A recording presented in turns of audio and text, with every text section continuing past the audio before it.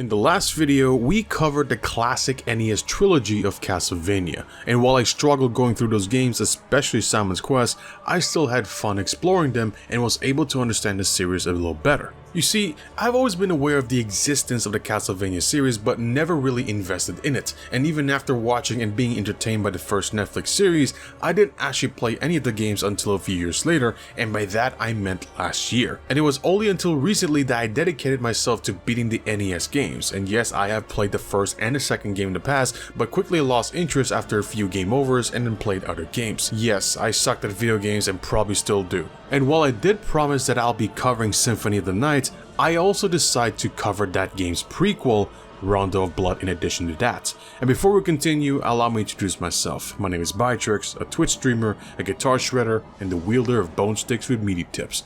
A massive thanks to my Twitch subs and Patreon members for supporting myself and the channel as they help me and help keep the content going. But more on that later, because right now, we're focusing on Castlevania, Rondo of Blood.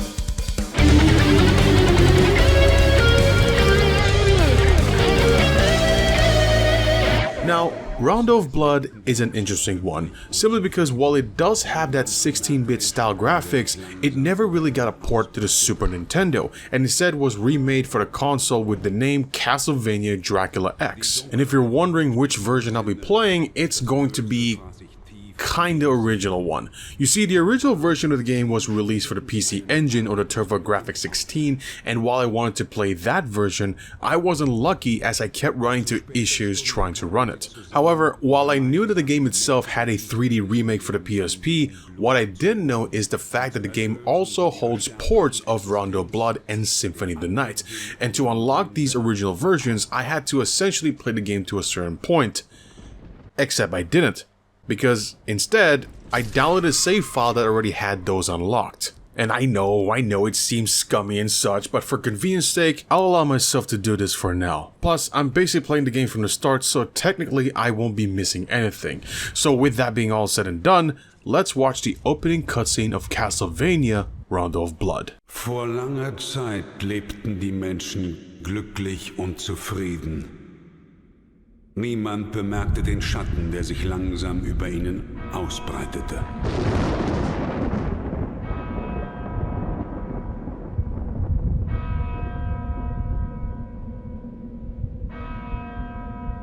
Die Dunkelheit trübte ihre Sinne und das Böse fraß sich tief in ihre Seelen.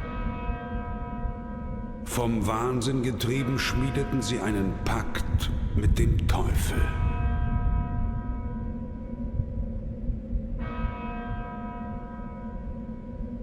Zu später Stunde kamen sie zusammen, um gemeinsam die Mächte der Finsternis mit ihrem sündigen Blut zu rufen, sie zu erlösen von ihrer sterblichen Existenz, den Anbeginn einer neuen Welt vor Augen.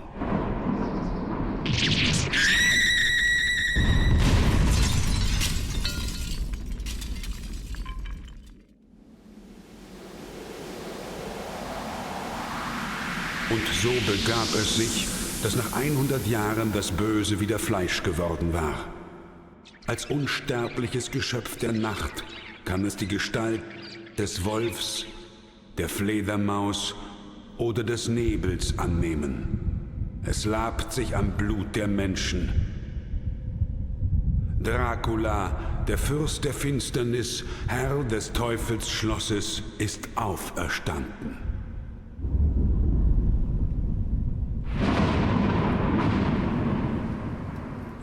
I then start the game, put in my name, and the game shows us another opening cutscene.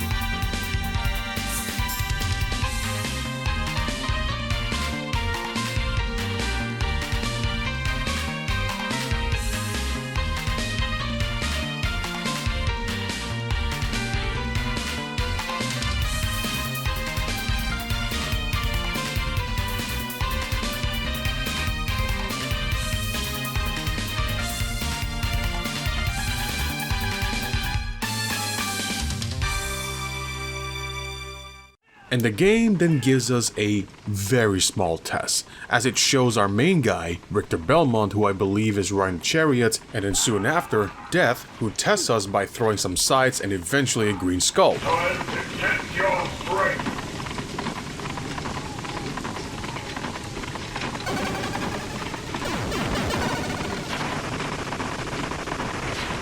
Which I professionally dodged. And I know I didn't dodge the sights, but let's just pretend I'm a pro at this, okay? He then salutes us and says, Next time, it won't be so easy. voice acting. And I mean, this isn't the first time that we've heard cheesy dialogue in video games, and honestly, I love it. And while the controls of this game resembles its NES predecessors, there are a few additions, like the fact that when you press jump while in the air, you can also do a backflip, and you can change where you're facing while in the air, something I would appreciate to have in the NES games. On top of that, you can use sub-weapons while on the stairs, and you can jump to and from stairs as long as you're holding the up button while near them. And those sub-weapons can also use big abilities in addition to its regular attacks. And you still got the classics like the axe, the dagger, the holy water, the cross boomerang, and the stopwatch. Which is worse because it no longer stops time, and instead it slows down enemies within the circle. Like, why? Why, Konami? Why did you have to massacre my boy like this? On top of that, we got the Bible, which I only had once and never again, which is unfortunate because I didn't get to find out what its ultimate ability does. Now, the dagger's ultimate is more daggers, the cross summons Jesus Christ, the axe summons more axes, and the holy water makes it rain holy water. However, do keep in mind that these special abilities cost more than the regular ones. And like Castlevania 3, this game also has multiple pathways. Now, the enemies of the first stage are walking skeletons, barrel-throwing skeletons, skeleton swordsmen, bats, golems, and the boss, which is Pink Rathian, and his moveset includes swooping down and breathing fire, and spitting fireballs shaped like its own head. But since I was holding the axe, I was able to hit it constantly until it...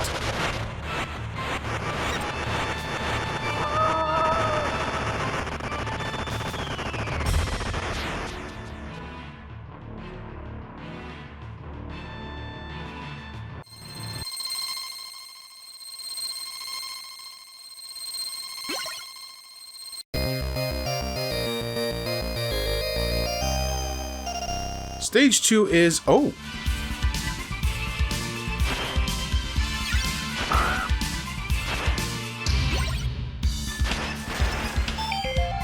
I kinda want to try playing it.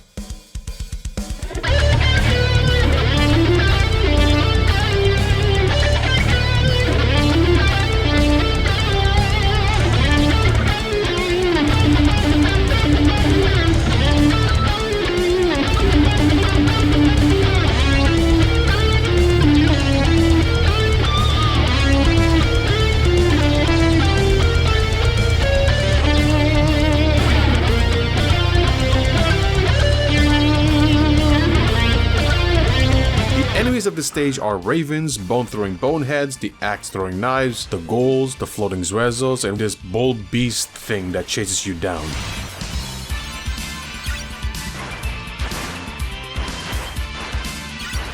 And if you fall through one of the holes during the chase, you'll be met by fishmen, bats, and more floating zrezos. However, since one of these holes might lead to the second path, I will avoid the sewers for now, which then leads us to the boss, which is Galen from Darkstalkers.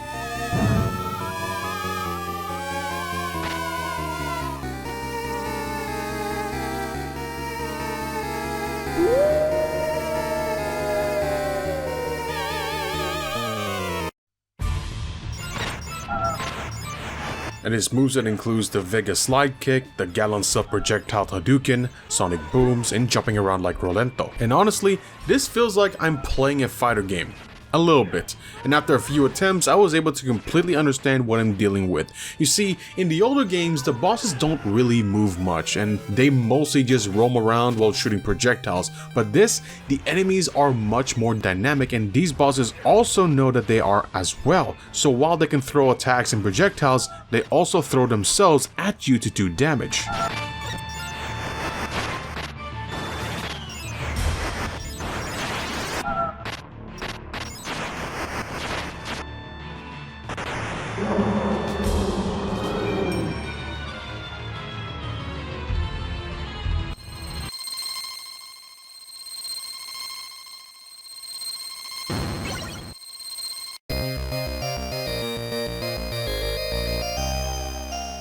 Now in stage 3, the game is really testing your timing, positioning in combat, especially against these spear knights and bone-throwing boneheads that can swing around. As for the other enemies, there are Igors, bone turrets, and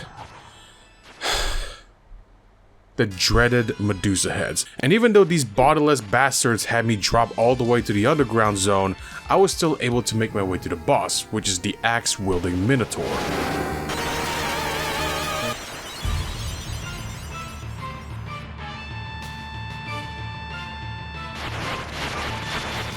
And his moveset includes spitting out gold flakes he stole from Salt Bay, stabbing, jump slashing, throwing parts of the floor at you, and getting stuck on the wall.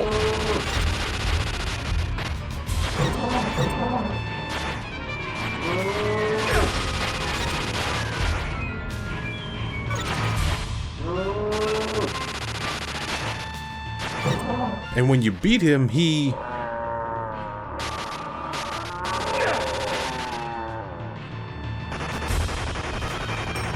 literally Shoryukens you as a last resort. And this is when the game tells you that while you have put in the time and effort to beat the bosses, never let your guard down, because that uppercutting last resort literally left me with almost no HP.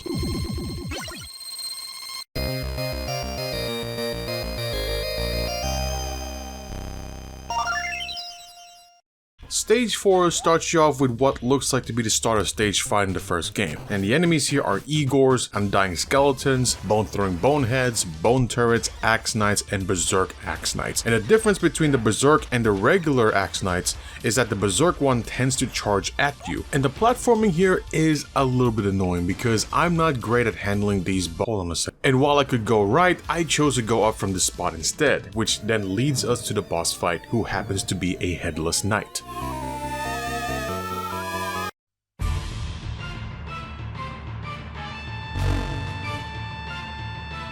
And his moveset includes thrusting, thrusting while jumping, and thrusting the floor to summon blue spikes. In addition to that, it can also use its own head to chase you around and sends it flying while it punches the ground to cause rubble to fall from above. And I gotta be honest, as simple as this fight may look, it actually had me struggle for a bit.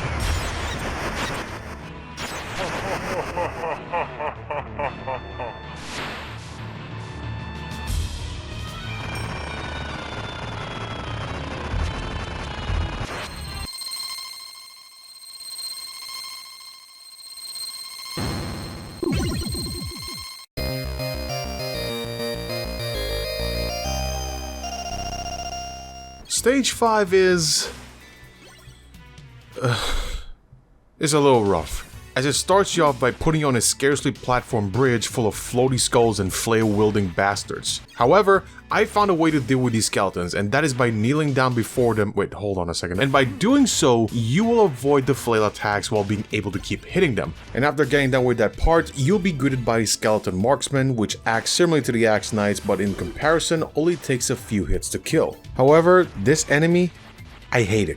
I hate everything about it. And it's just a demonic floaty sword that controls other weapons. And what's annoying is that the cross boomerang gets deflected. So while you can break the other weapons by hitting them, you can also only do that to the main sword in order to stop all of them. And I mean, look at this.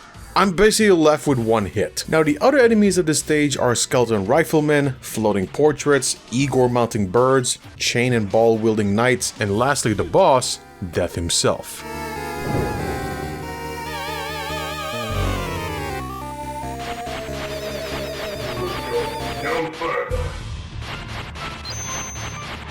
And him summoning scythes or sickles that follow you can be annoying, just like the one in the first game, because sometimes they spawn right where you're going to be or right where you're at. And just when you're about halfway done with this boss,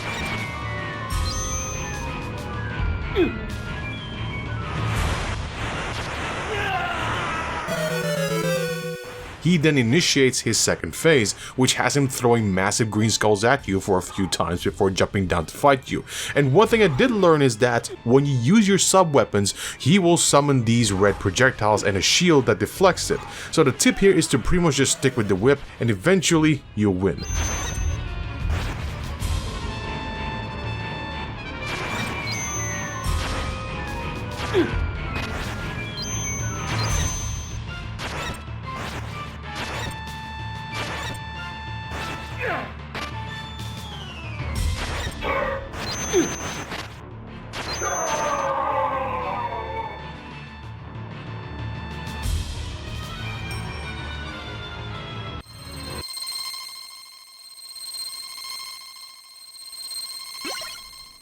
barely, because like the Minotaur boss, he will do something as a last resort as an attempt to make you lose, but since I'm barely alive, I technically still beat this boss.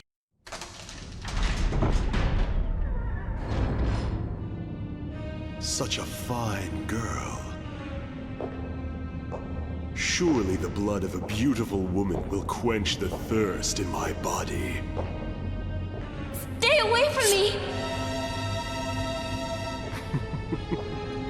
What are you afraid of?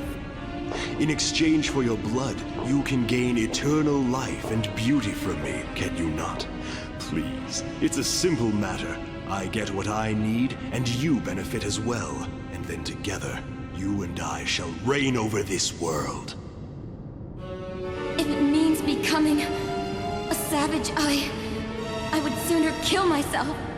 As you wish. However, what exactly makes me a savage? If my existence itself makes me savage, is that not the result of this world? Are not all the people of this age savages as well? If so, I should be a shining beacon for what this world wants me to be. The one to lead them. Do you not agree? My Lord Count, What is it? there are intruders in the castle. I see. Destiny can be quite fun at times. They've likely come to interfere. I hope you'll be in a better mood later.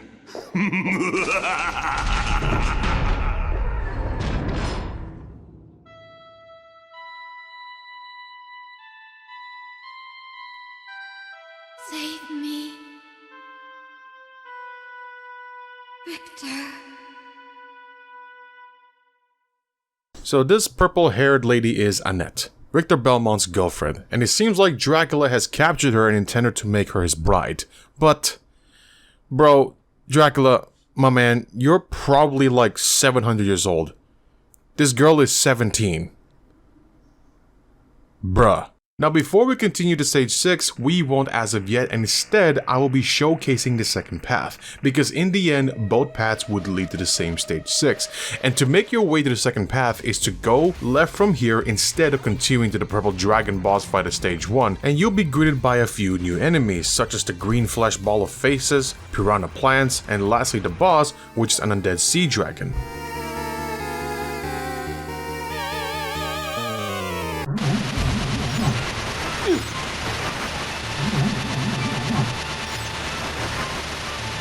And its moveset includes jumping and face diving at you, shooting out water balls, and twirling around the bridge. And I'll admit that this boss, to a degree, has tested my patience, but eventually, it dies.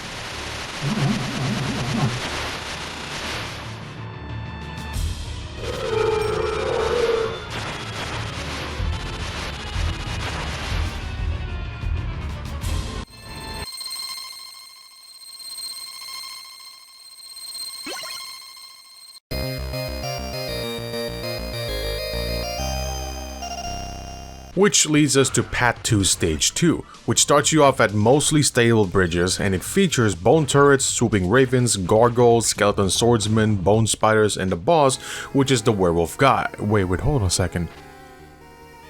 Isn't this the boss of the... And it wasn't until I found out that the second stage of the second path is unlocked by doing the second stage from the first path, but instead of going right normally, you jump down here and face a different boss.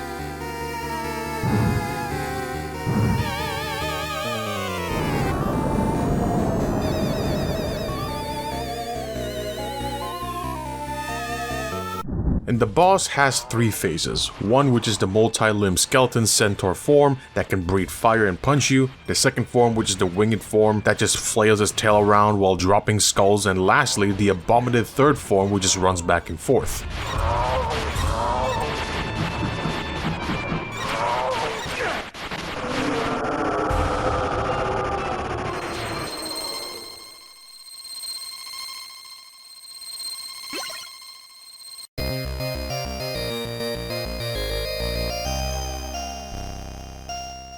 Path 2 Stage 3 starts you off in the graveyard, and it features mud zombies, bats, these guys that throw hands, and arguably the most terrifying looking skull.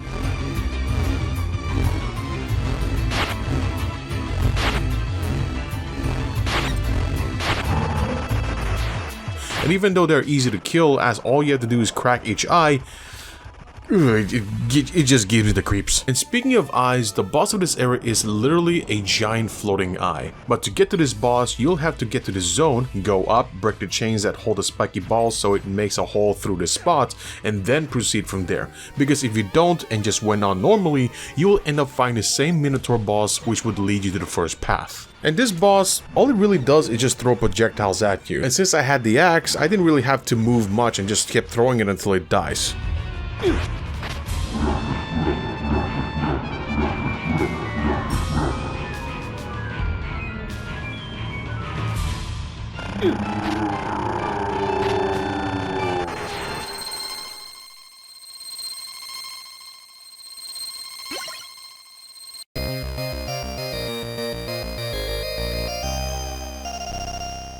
Path 2 Stage 4 pretty much starts you off in the same biome as the last one, and it features ravens, frogs, and skeletons, and like the last stage, if you just progress normally, you will then meet the same boss as the stages in a normal path, which would then lead you back to it. So to stay in the second path, you will have to go near to the end of the stage and before the boss room with this frog statue. Then you go back to the area with the floaty planks and then jump down with one, and yes, you can jump down without a plank. But then you die. Editor bio here. Just out of curiosity, I had to check if you still need to with the frog statue, and it turns out you don't have to. You can just jump down with this plank and continue staying on the second path. So make sure you're standing on top of the plank and not die. And in here, you'll be met by birds and skeletons that will try to push you off, so you'll have to make sure to whip them off so they don't do that.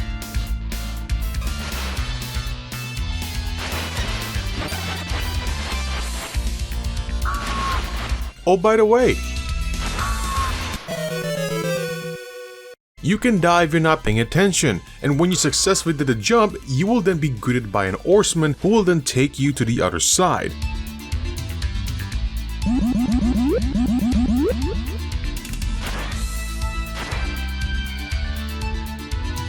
And while there are bats that will be a little annoying to deal with, those aren't the issue. Instead, it's this candle right here. Why? Because to progress through this area, you need the key, and where do you get said key? From this candle. So if you're impatient like me and whip the candle just by instinct, it will drop into the water. So I had to go all the way back to the spot and break the candle at the right time. Because if you don't get the key, you cannot unlock this door which leads to the boss.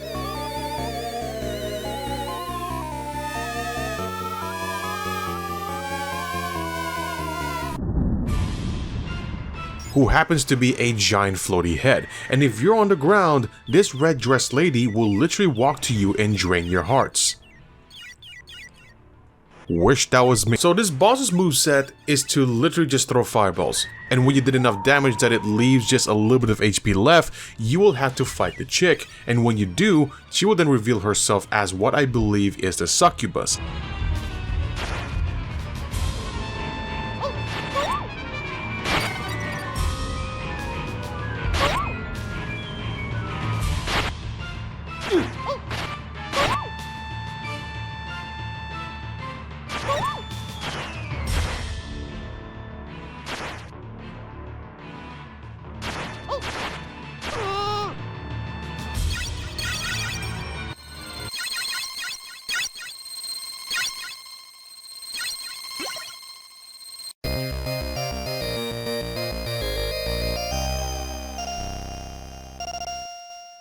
Now, Path 2 Stage 5 starts you off with very broken up platforms, and it features fishmen, bats, skeleton swordsmen, ravens, spear knights, medusa heads, yellow medusa heads, and the axe knights. And if you chose to go up from here, you will then be greeted by two giant heavily armored knights. And beware, because unlike their blue and normal counterparts, getting hit by these yellow medusa heads will petrify you. And whether you choose to go up or down from here, they eventually all lead to stage 6, because apparently this stage doesn't have a boss fight. Now, let's take a moment to appreciate the game. The combat, the graphics, the music, and even the references of older games like Stage 1, which is Algebra, and The Horsemen, which are both from the second game, and the Entrance of Castlevania and more, and especially the pacing. And while I am fully aware that it remade the first games for the PlayStation 1 within Castlevania Chronicles, I honestly believe that they should do the same thing for the Game Boy Color games. And I mean, not saying they're bad games, but I just cannot stand the graphics or even the gameplay for that matter. And I mean, just imagine if Konami made the Game Boy games and had them look like this. Won't that be awesome? And the reason why I say this is because this stage, Stage 6, literally took all the bosses from the first game and had them revamped, and look at them. They all look pretty cool. And just so you know, Stage 6 doesn't have any platforming and just goes straight to the boss fight. However, the boss fight is a marathon, and a marathon of all the bosses from Castlevania 1. So you have the giant bat, the mummy, the Medusa head, the Frankenstein monster, and the guy who's responsible for summoning all these bosses. Now the giant bat's moveset is pretty easy, as it spits out small fireballs that you can destroy by whipping them, and the boss's drill move, and killing it drops a bunch of hearts.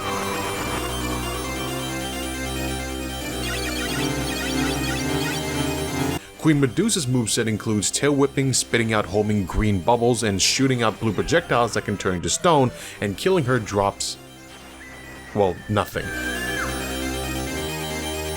The mummy's moveset includes stretching his arms, summoning platforms to push you into the walls, and spread out some of his bandages, and killing him drops a piece of meat. And Frankie Mon here can grapple you, jump stop to cause rubble to drop, and shooting out lightning, and killing him drops nothing. And the final boss is going to be this sorcerer right here. And do you see his two floaty balls? Wait, hold on a second. Anyways, these things are his source of attacks, and it has three forms. The fire form, which follows you for a little bit, the lightning form that tries to trap you in, and lastly, whatever form this is, which is always up your bum. So the trick here is to basically be aggressive, because he tends to jump when you hit him unless he's casting a spell.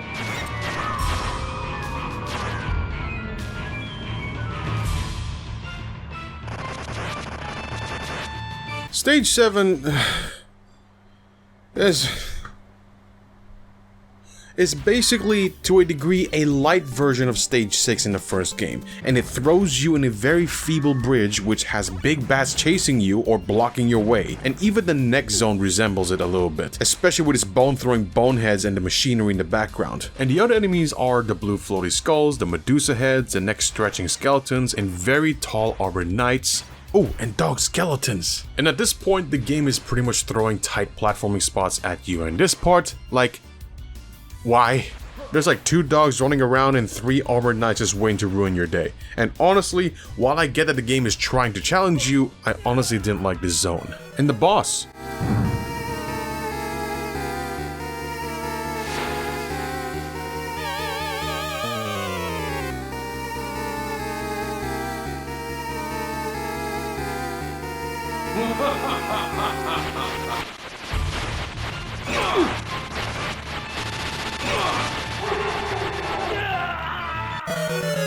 Who's a sorcerer that summons bats, undead dragons, and undead bull beast thingies. And while it did take me a few attempts to fight them, I was able to understand the patterns, and the trick here is to stand around the middle, and then when the dragon pops up, it will then focus its breath attacks on that spot, which you will then go to the left. Why to the left? Because when the sorcerer summons the bull beast thingy, it will then pop up from the left to the right. But if you're standing all the way to the left, you will avoid getting hit by it. So just go back and forth, and by the way, some weapons do work on the boss, so no matter what, don't stop hitting the boss. Why? Because he will then move to the other side when he gets damaged. So essentially, you're just ping-ponging with the boss back and forth.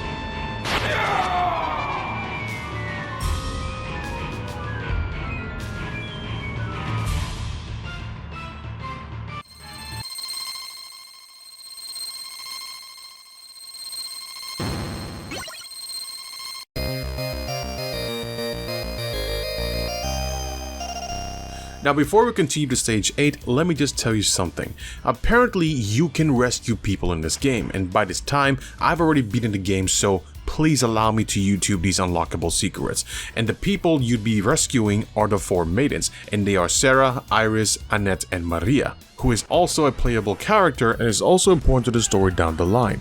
And I don't need to explain much because I will show you why later. And to rescue the first prisoner, Maria, you'll then have to find a hidden door that is on Path 1 Stage 2 sewers.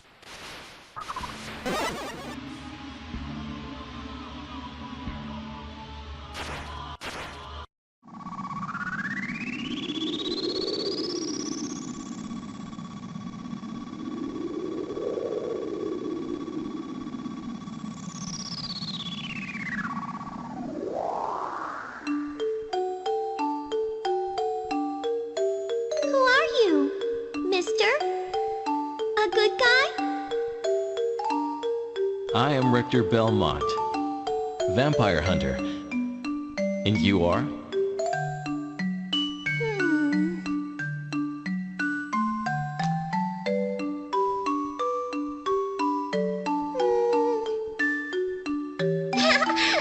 My name's Maria Renard.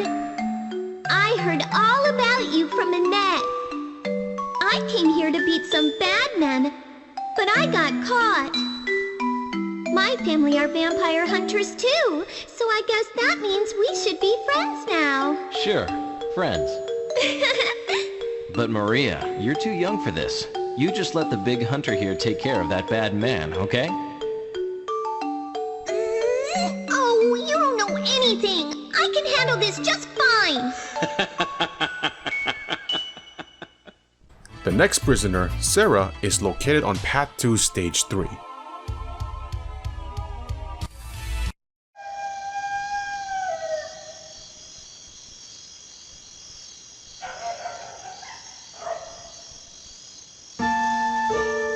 Who's there?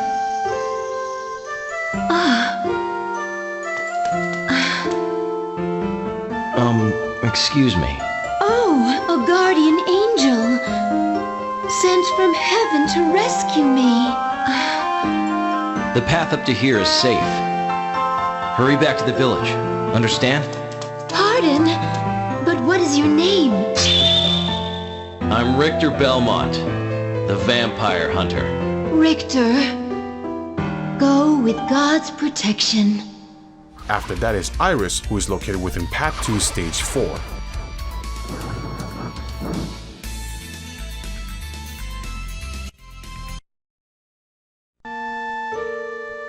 Oh, are you human? Did you come to save me? Yeah. Oh my, you are injured. Nah, I'm fine. This is nothing to make a fuss over. See ya. Oh, wait a minute. My father is a doctor. That should do it. Thank you. Oh no, it's I who should be thanking you. Thank you very much. You're going further ahead, aren't you? Do be very careful. And lastly, in Stage 7, is Richter's girlfriend.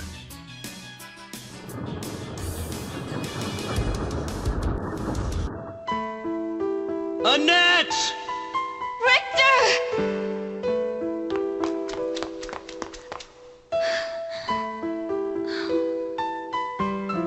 You aren't hurt?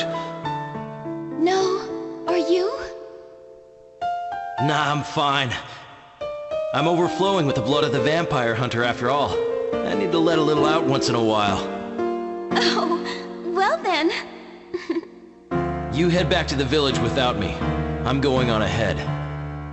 It's time to end this 100-year blood You feud. mean? Yeah.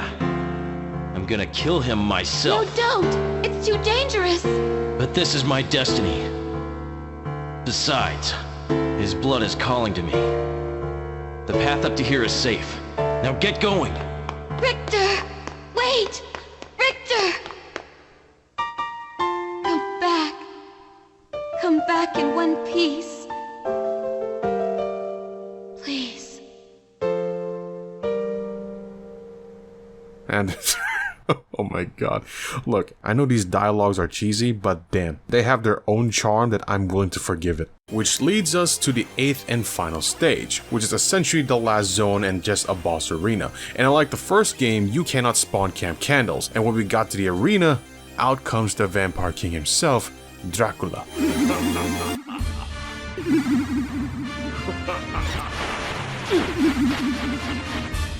And does this look familiar? Yes, it's just like the original encounter where he shoots fireballs out of his armpits in the first game. But he also has a new move, which is basically summoning 2 meteors at you. And then when you beat him,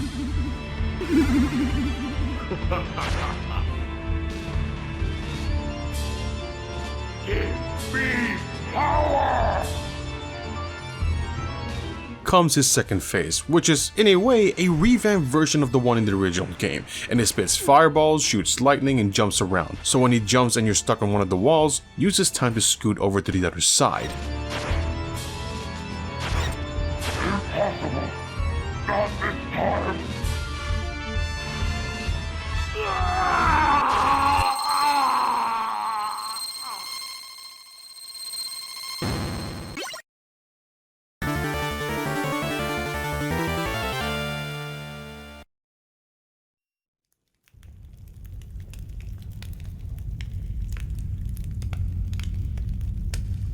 Once again, the blood of Belmont has defeated me.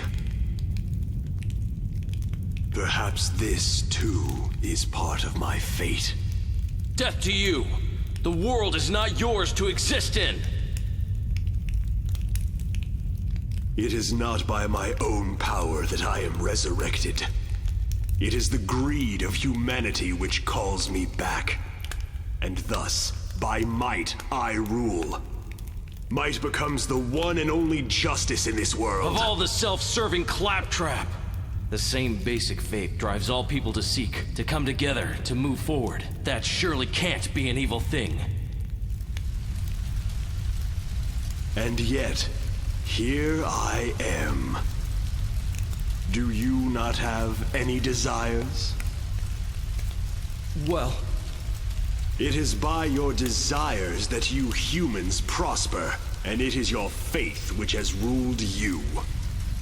Considering that, can you really call me evil? but people cannot be ruled by power alone. The sacred, the honorable, the loved, those things can rule humanity. Something evil will eventually fall to ruin! I see. Perhaps you're right. We shall meet again, Blood of Belmont.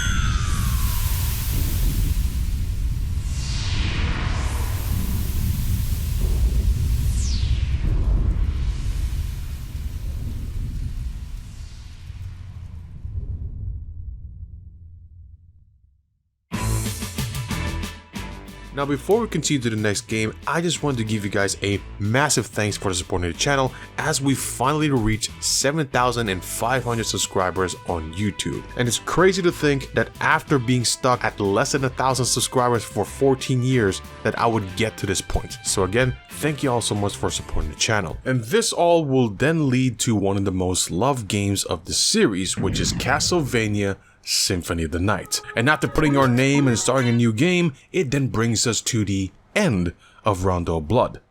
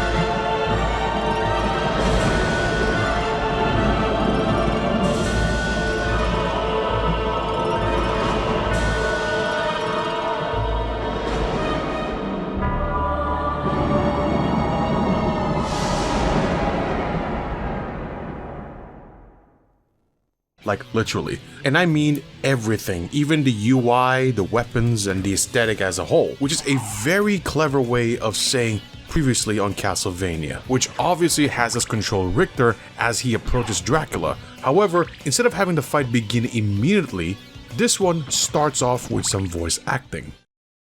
Die, monster! You don't belong in this world! It was not by my hand that I'm once again given flesh. I was called here by humans who wish to pay me tribute. Tribute? You steal men's souls and make them your slaves. Perhaps the same could be said of all religions. Your words are as empty as your soul. Mankind ill needs a savior such as you. And here it comes. What is a man? A miserable little pile of secrets. But enough talk. Have at you.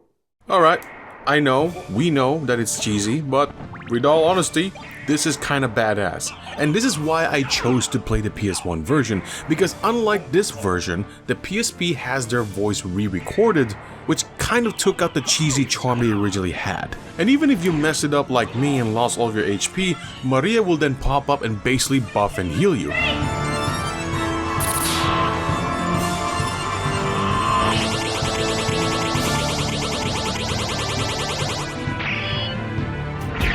And yes, I know I suck, because even though this fight is the same as the one in Rondo, it is significantly easier. No, it cannot be!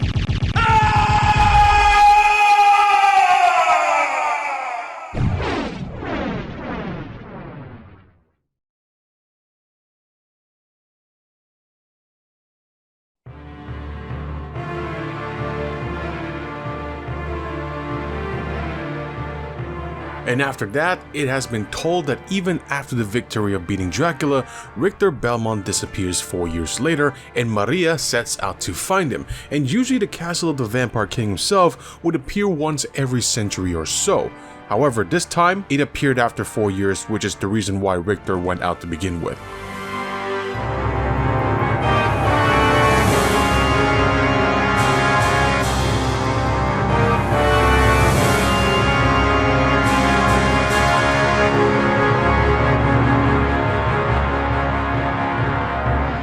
Which also then had Alucard, the same one who we fought with in Castlevania 3, woke up from his slumber to try to settle and put his evil daddy down, which then has us start the game with Alucard as the main character. And I gotta be honest, the controls, very smooth, very nice. In fact, it was so smooth that I was still suffering from the brain rot of the NES stiff controls. And it is a bit weird going from whipping to slashing in a Castlevania game, but I'll get used to it. In addition to the usual jump and attack buttons, there is the backslide, which is used for dodging, and even a button for your secondary weapon, which in our case is a shield. For now. So do you have that uncle that you find to be quite an asshole, but for good reason, but you still disagree with? Like you f***ed up and your dad tells his brother to, I don't know, lock your phone with a different password or change the Wi-Fi password as a way to punish you? Yeah, that's this bony bastard. Because after traveling a bit to the right, we were then greeted by Uncle Death himself, and he tells us that we are naughty for rebelling Papa. You befriending mortals. I'll not ask you to return to our side, but I demand you cease your attack. I will not. You shall regret those words. We will meet again. What? You damn bastard. And when I press the start button, out comes the character menu. And if you played RPGs, you will like this page, as it shows everything: the stats, the level, the equipments, even relics and kill counts. And since we had our sword confiscated by this bony bastard, we can only punch for now. However, we then found a skeleton and punched him to death, and drops a sword for us, which I immediately equipped. And as I said before, you can equip up to 2 weapons, 1 weapon for each hand. In addition to that, you got the headpiece, the chest piece, a cloak, and 2 accessories. However, do keep in mind that some weapons require both hands to be used. On top of that, you can also equip items, which I found a little bit weird, really. Like, can you just use the item straight for the start page? You also have relics, which usually gives you perks like being able to jump twice, or turn you into a wall for a bat, and other kinds kinds of cool abilities. However, some of them are crucial to the progression of the game, which essentially makes them key items. Now, at the time, the PS1 is mostly known for 3D graphics games like Final Fantasy VII, 8, Crash Bandicoot, Spyro, Monster Ranchers, and so on. However, I just want to say that while this game still technically is under the 2D category, this looks awesome. Everything just blends in together nicely, and even the music is immaculate. And the reason why I say that is because Symphony of the Night looks timeless. It looks like it could have been developed by anyone in today's age. Like the sprites and how the devs took a 16-bit concept and cranked it up to fit the 32-bit console known as the original PlayStation 1 is ingenious. And this is what I was talking about in the last video, where I said that Castlevania 2 Simon's Quest can't really be considered bad for the series because we would eventually have a game like this. Now, I'm fully aware that Castlevania has dipped into the 3D realm, especially 64 and Lament of Innocence, which I believe is chronologically the first game in the storyline. But in my opinion, I believe that while Mario and Sonic may be successful with their 2D to 3D transitions, I believe that Castlevania alongside Mega Man should stay predominantly 2D. Simply because I believe that Castlevania and Mega Man, even as 2D games, have enough action that it doesn't need a transition. On top of that, I personally believe that 2D Castlevania games, especially from the 16-bit and 32-bit era, is timeless. Because in my opinion, 3D games tend to look dated after a few years, especially when there's another game that is 3D, overshadows it when it comes to graphics. However, I might be biased because I grew up with the Super Famicom, the Japanese version of the SNES, and the PlayStation 1. And when we got further to the left, we then see a D20 shaped object, which turns out to be our saving spot that also fully heals us.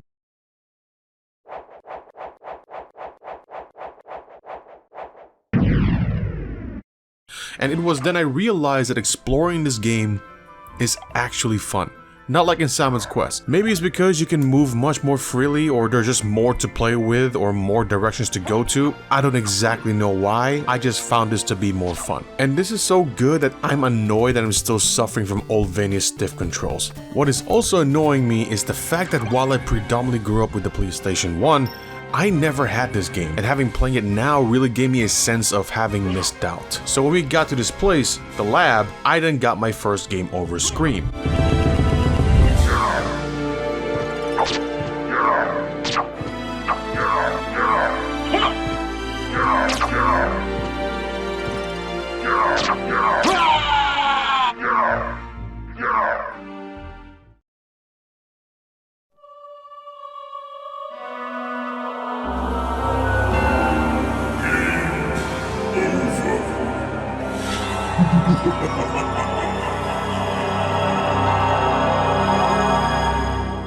And while this screen usually takes a bit to finish up, let me tell you if you're new here, or remind you if you watched the previous video. I am a safe-stating filthy casual, so loading back up is pretty much instantaneous for me. Now, I'm aware that some of the assets were taken literally from Rondo of Blood, like the Spear Knights, the Axe Knights, and so on, but there are new enemies in this game, and we will get to them as we progress. And after traversing to the laboratory again, I then come across a really quiet room,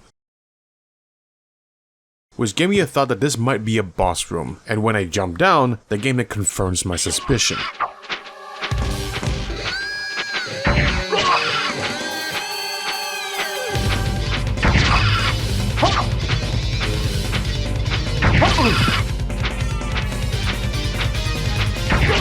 Oh, by the way, shields block most projectiles, and while there are two of them, they are pretty easy to deal with, as I found out that the trick is to hit the green one, because after you do so, it will then call its gargoyle friend to pick him up, which distracts him.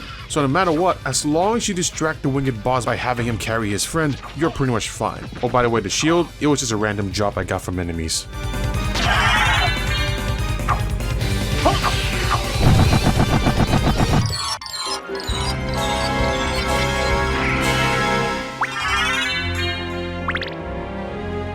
So after traveling a bit to the right, we were then greeted by Maria. Yes, the same Maria from the previous game.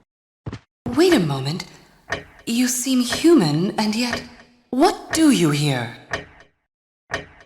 I've come to destroy this castle. Then we have the same purpose. I'll trust you for now. I'm Maria. Who are you? Alucard. Not the talkative type, I can see. Well, perhaps we'll meet again. If you live that long, farewell.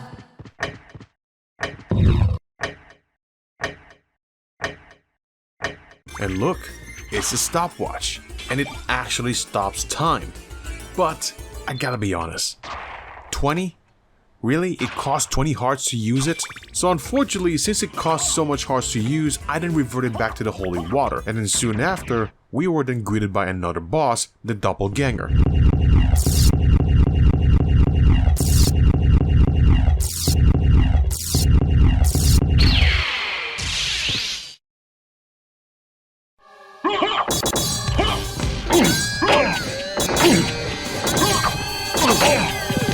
And as much as I was struggling to, well, do anything, somehow I was still able to beat him.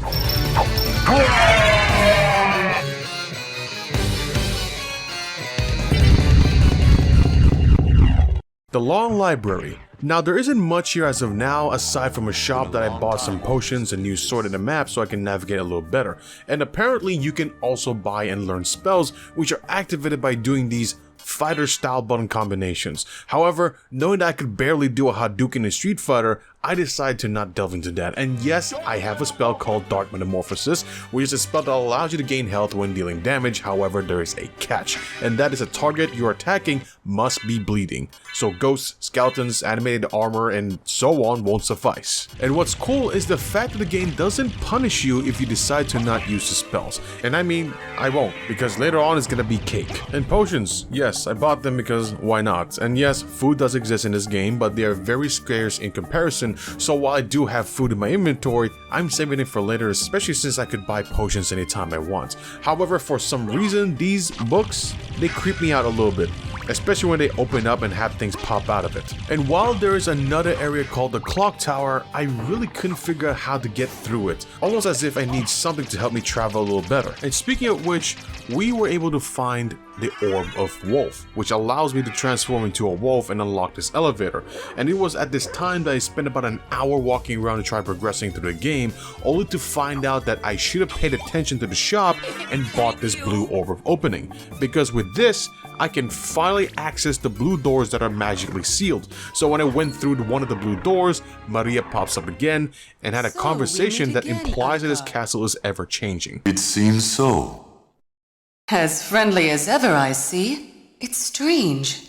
This castle is different than I remember it. This castle is a creature of chaos. It may take many incarnations. So I can't trust my memories, huh? Oh well, I'll do my best. Good luck. Like, I bet Dracula is just re-saying his castle's instance like you do in a Diablo game, like a total jerk. And when we got to the top left side of the castle, we were then greeted by a red giant bird boss.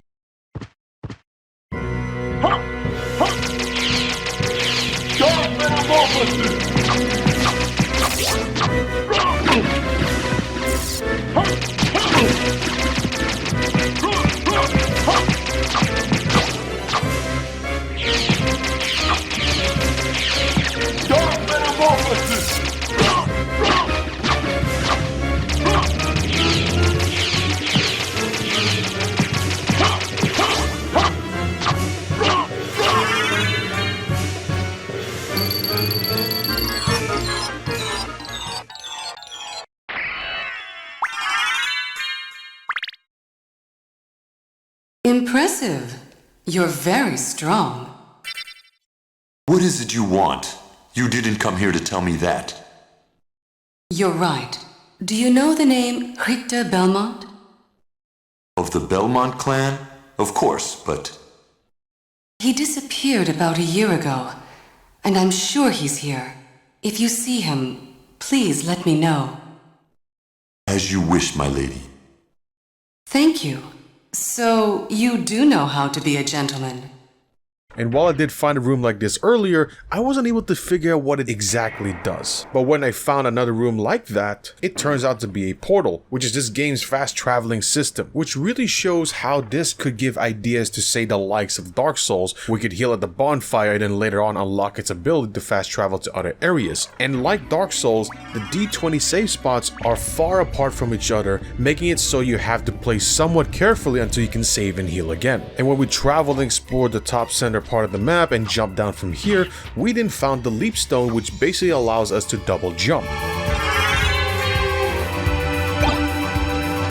And it was at this moment that I literally forgot that I was recording, simply because this game was too fun. And it's crazy that this game to a degree still holds up today, and honestly, even though it's just one castle, it definitely felt way bigger than Samus Quest open world map. And yes, I'm aware that the PS1 is like 2 or 3 generations after the NES, but this is a massive improvement from their previous attempt, which made me completely understand why folks who are both massive fans of the series and those who aren't love this game a lot. It's really well polished. The movements for this side-scroller game feels so good, and it's so good that I'm still annoyed with the fact that my brain is still stuck with the NES clunky controls. And in case you didn't know, this is probably the 3rd time I've said this already. Now, when it comes to playing video games, I'm pretty much a very simple person. If it's fun and good, I smile. If it's bad, I get bored and play another one. Simple, right? However, when it comes to music, boy oh boy, can I be pedantic. And I swear that my ears,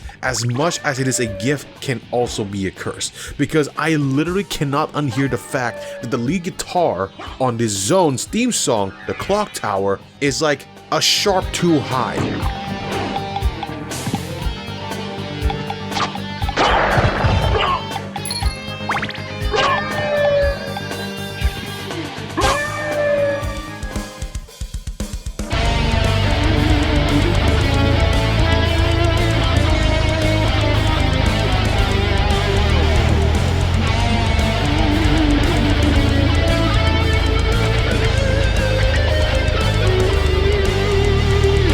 Making it slightly out of tune and probably has too much treble in my opinion. Like the music, the composition of Castlevania has always been great. Don't get me wrong, great music is basically heavy metal before electricity. Hell, even Yngwie Malmsteen has been playing to a degree Castlevania-esque music with an electric guitar. Which leads me to my next point. How does a funk jazz fusion song fit as a theme for this area?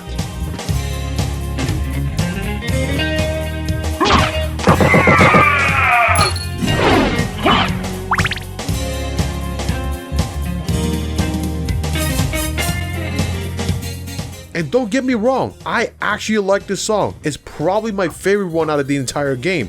But how does this song fit basically the catacombs of a castle? Shouldn't the song be something that's eerie or gives a vibe of like dead creatures and so on? Now, we approach the clock tower, which is arguably one of the worst areas to be in, and oh my god, this zone, man. The inside of the clock tower is a pain in the ass, simply because there are harpies, blue Medusa heads, and yellow Medusa heads, so platforming here is hell. And what is annoying is the fact that the stopwatch costs 20 hearts, which is why I stuck with the Bible, because at least it can get rid of multiple enemies at point blank. And normally, these knights die when they die, but in here, their swords come back to life and become animated and try to stab you as a last resort. However, they aren't too difficult to deal with, which basically led us to the zone's boss room.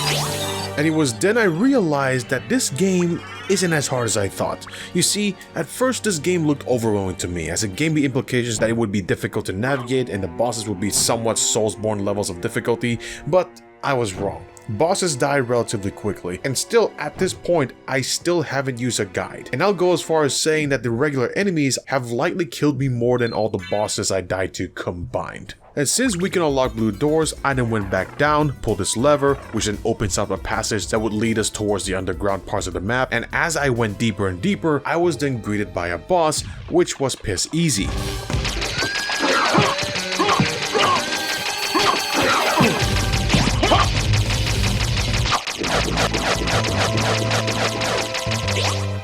And even when we were greeted by another one, after going up that is, it was also piss easy.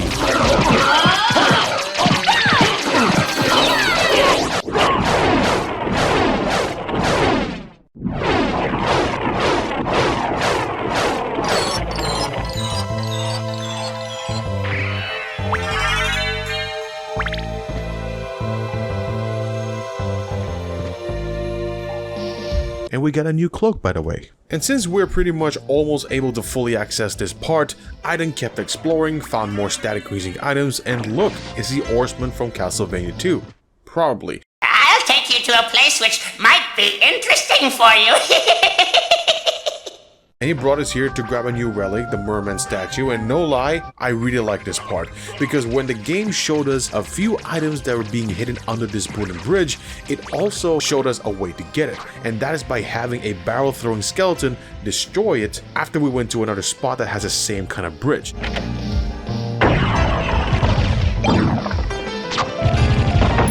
So when I got back to the first wooden bridge, we didn't see a new bony friend. Hi! Which then had us carefully lure him towards the first bridge without having him throw the barrel before necessary. And honestly, that is awesome. No boring text dumps, no annoying NPCs telling you what you need to do, just pure show, no tell. So we went even deeper underground until we eventually meet another boss, Cerberus.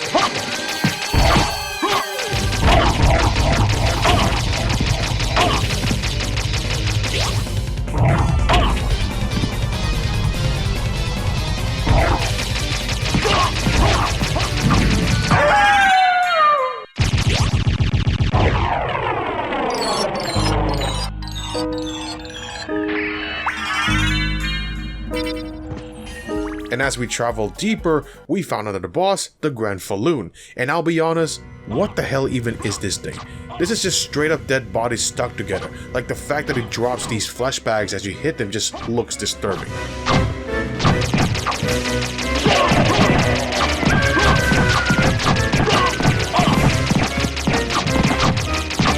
And being that I was left with very little hearts, left me with no choice but to keep attacking it with a sword. And just when you thought that you broke parts of it off, Oli reveals these tentacle things that randomly shoot lasers. And sometimes the bodies drop on you too, so this fight took me a while to beat.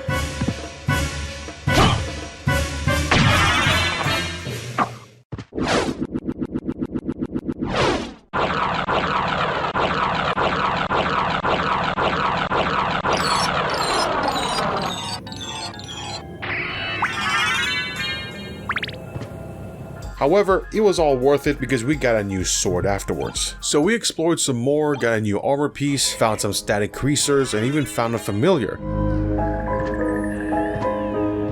A switch. Why don't I press it and see?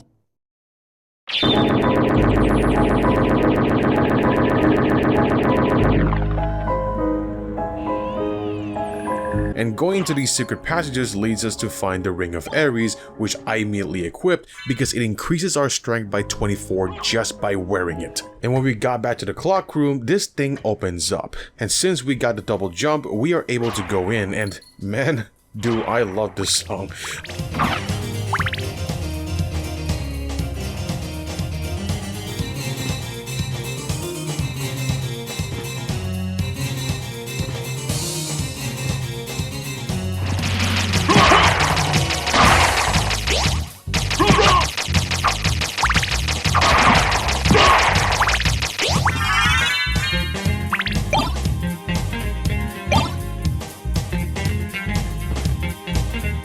And I mean, I was head bopping the entire time, and when we got a little deeper, I found this thing called the Shield Rod, which says it's extra effective with shields.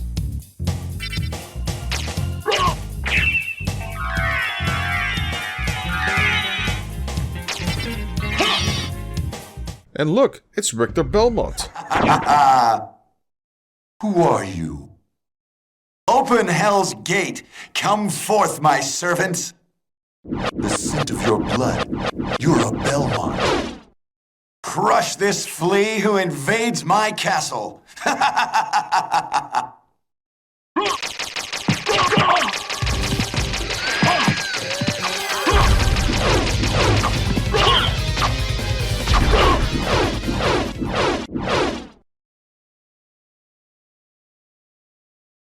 I'm certain that was a Belmont. So he says he's the lord of this castle. And after easily beating those two bosses, we then unlock the ability to turn to mist.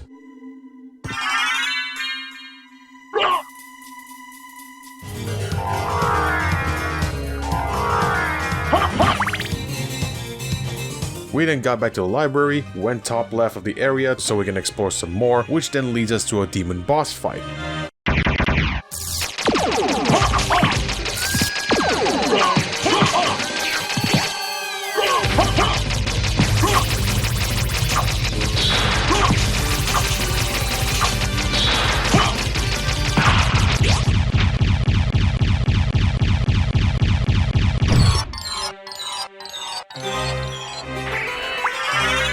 And after exploring after being that boss, we then unlock the ability to turn into a bat, which pretty much unlocks the whole castle at this point.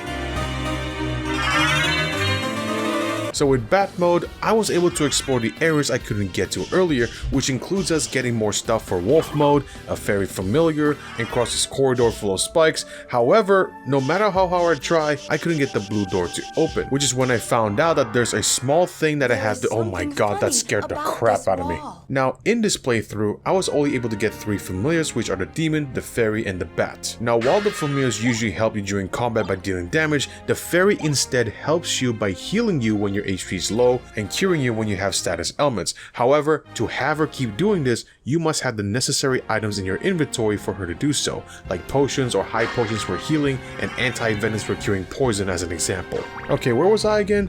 Oh yeah, I gotta do the small thing in order to be able to cross a spiky hallway, and that is to beat this boss all rocks.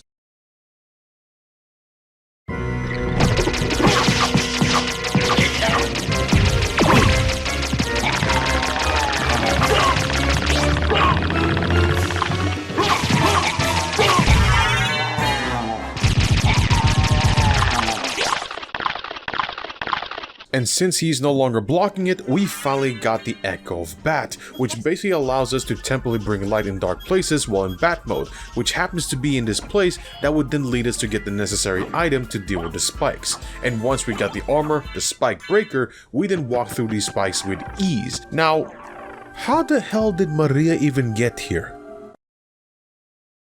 So, did you find Richter? I don't know if he's the one you're looking for, but I found a Belmont. Really? So he is here? But the one I saw was the enemy. He was the lord of this castle. That can't be true. You're wrong. I must go now. Anyways, doesn't matter. There's a silver ring there, so I took it. And since we have the Bat mode, we can now travel to the throne room. I've been waiting for you. So it is you. But why is a Belmont planning the resurrection of Count Dracula? Count Dracula rises but once every century, and my role is over.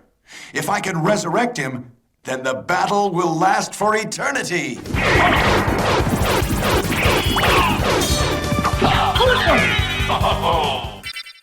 Magnificent!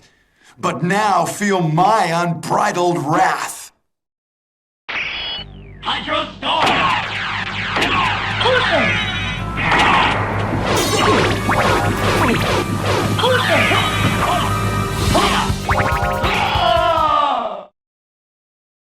It's over, Belmont. So the war between humans and vampires finally ends here. What need for the shepherd when the wolves have all gone? My time on this world has come to an end.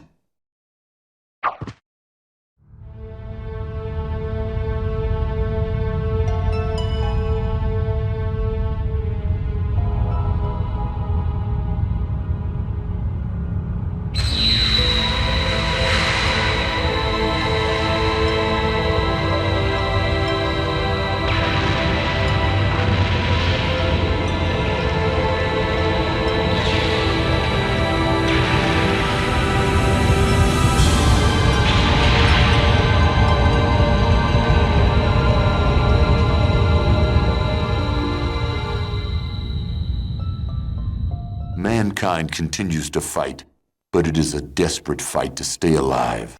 I suppose that he chose a life of warfare, since that was the only way he knew. Like you, Father, he chose a path of destruction. Farewell, land of my birth. Never again will these eyes gaze upon your beauty. Now, that is the bad ending. Of course it is. I haven't got the bad ending in the second game where Salmon still dies anyways. And to get the good ending, the first thing we gotta do is to find the golden ring, which is found after the succubus boss, who is on the spot that I assume most people miss because your first instinct in this zone is to go. So when we got here, we see two rooms. One of them is a save room, and the other one is another save room.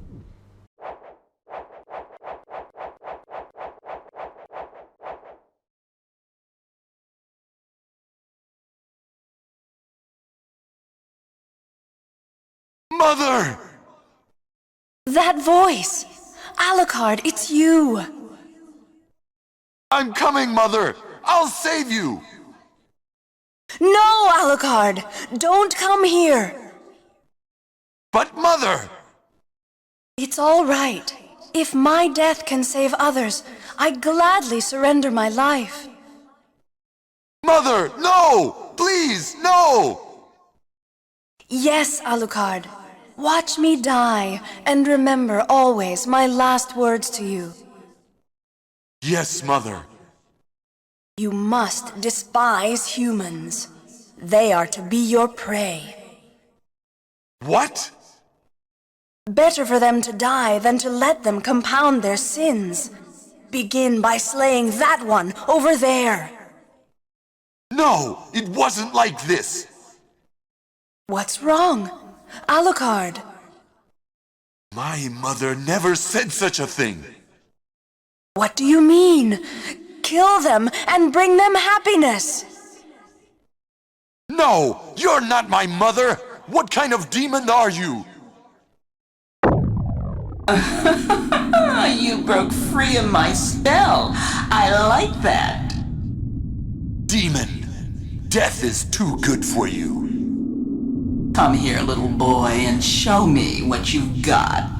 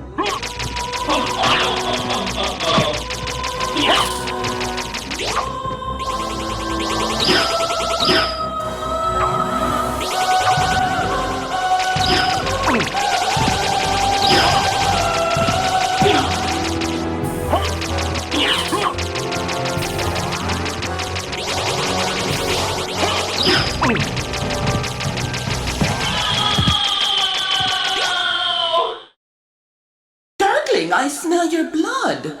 You're a vampire? Could it be? That strength, that beauty. You're the son of Lord Dracula. Death in the dream world will set your soul wandering for eternity, demon. Wait, I beg of you! Ah! And after beating her, the gold ring then appears right next to us. Now, why do we need the gold ring? Because we need to wear it and the silver ring that we found in the spiky room, which both have text that implies that you have to wear them at the clock room. And when you do,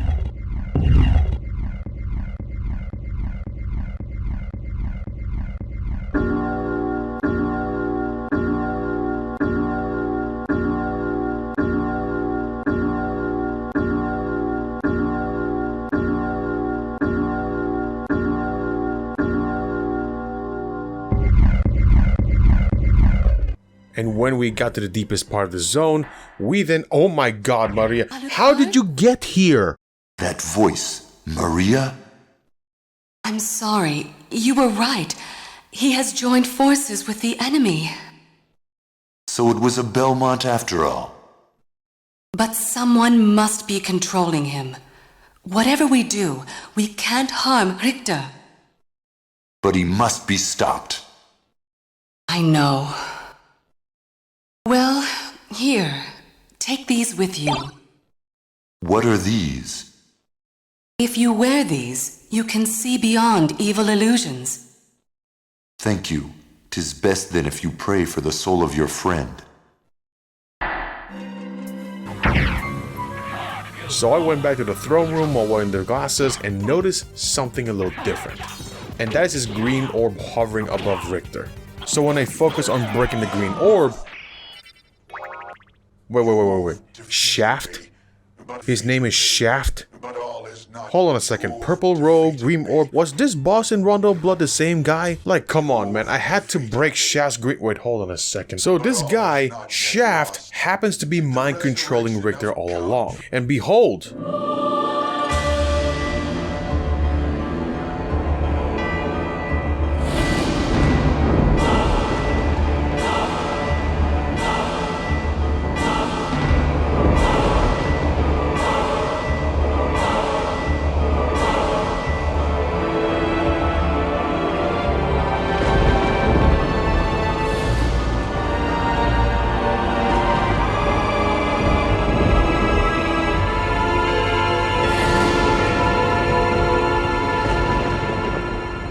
the inverted castle.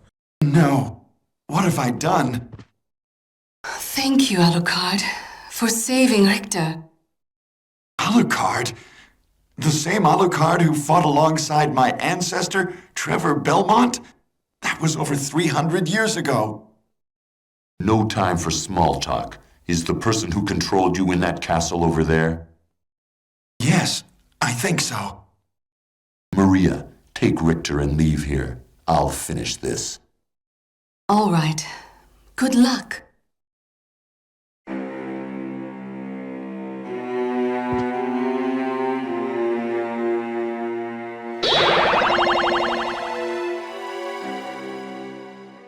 Now, one thing I gotta be honest.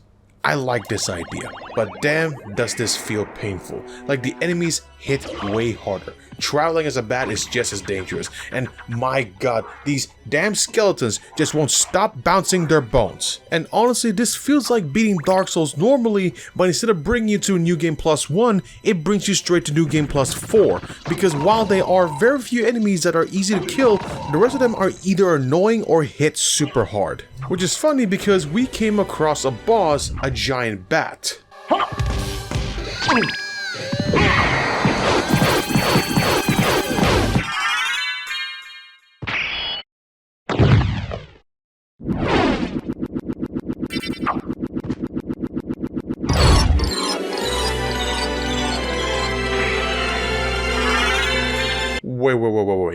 Ring of Vlad? Ring? Oh, no. Is this Simon's Quest all over again? And it turns out that I'm right, because we came across another boss, the Frankie Pokemon Man, and he drops the Tooth of Vlad after we beat him.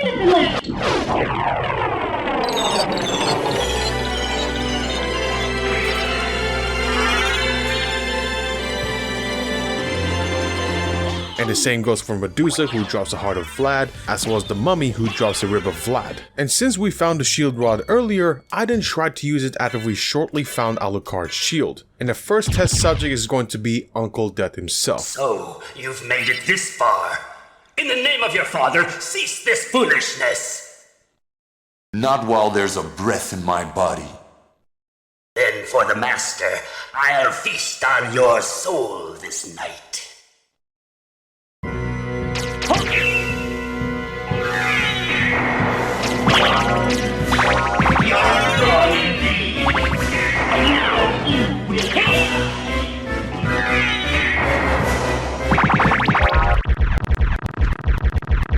Okay, what in the flying sun Medusa's head just happened? Like the entire fight lasted about 15 seconds. And not gonna lie, I want to see how this will go for the final boss. And since we got all 5 parts of Dracula, the clock room then opens up for us to travel into. And when we went to the center... You have done well in making it this far. I would expect no less from the son of our master. So you are the one who was controlling Belmont? Yes. I am the dark priest called Shaft. aka Edgy Father. This world must be cleansed in the forge of chaos. Why did you make Belmont lord of this castle? For centuries, vampire hunters have defeated evil with holy power. But if two vampire hunters were to fight each other... But Belmont's power is supreme among vampire hunters. None other could defeat him. Exactly. That's why I removed him as a threat, by making him into lord of this castle.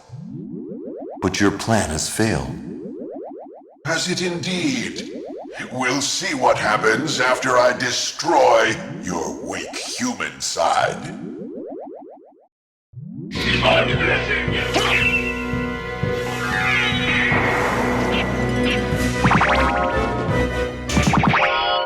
Get wrecked, you boomer! Oh! No! You claim to love the darkness. Go then and dwell there for all eternity. But my goal is achieved. Count Dracula has come to purify this corrupt world with the searing flames of chaos.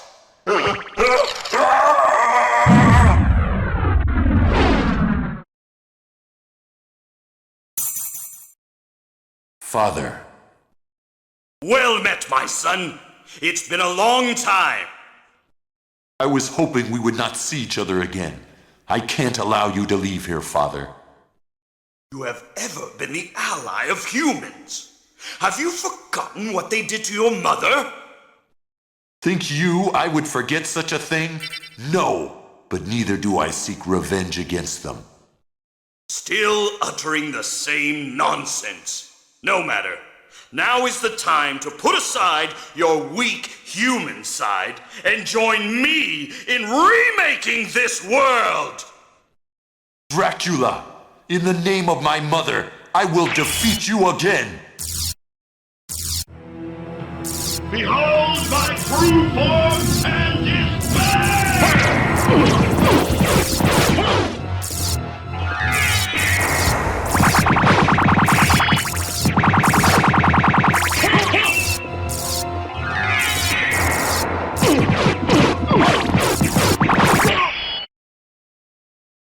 Go back whence you came. Trouble the soul of my mother no more. And what's even funny is that even Jesus Christ himself is hanging around to see how this father-son relationship is gonna go. How is it that I've been so defeated? You have been doomed ever since you lost the ability to love. Sarcasm. For what profit is it to a man if he gains the world and loses his own soul? Matthew 16:26, I believe. Tell me, what were Lisa's last words? She said, do not hate humans. If you cannot live with them, then at least do them no harm, for theirs is already a hard lot. She also said to tell you that she would love you for all of eternity. Lisa, forgive me! Farewell, my son!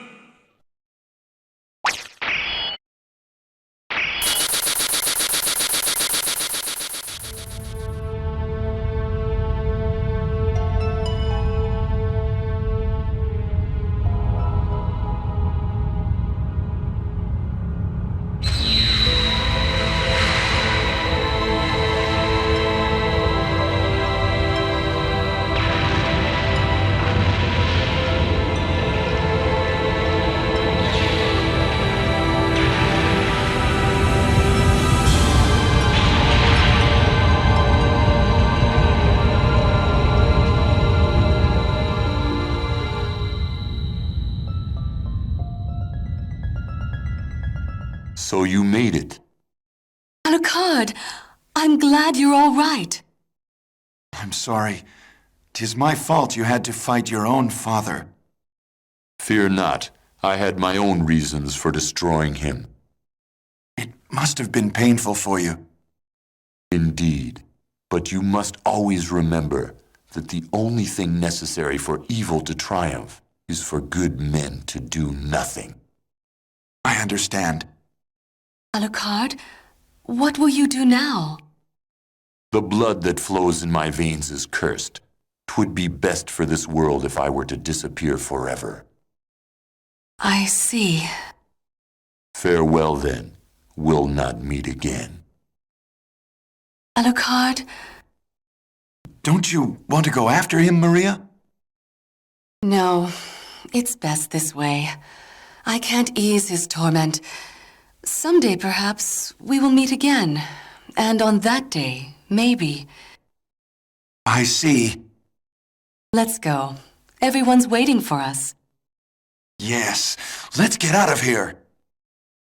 And that, folks, is the good ending of Castlevania Symphony of the Night. And while I did have some things I didn't like, overall I liked both games, as Rondo pretty much sticks with the classic formula, while Symphony of the Night pretty much expanded and did what the devs intended for Simon's Quest to be. And even though I've not played Castlevania games while growing up, my experience so far has been fun. And yes, I would argue that Symphony of the Night is easy thanks to the RPG aspects for allowing players to break the game. But regardless, it's still fun, which goes to show that it can still be fun even when it's not hard.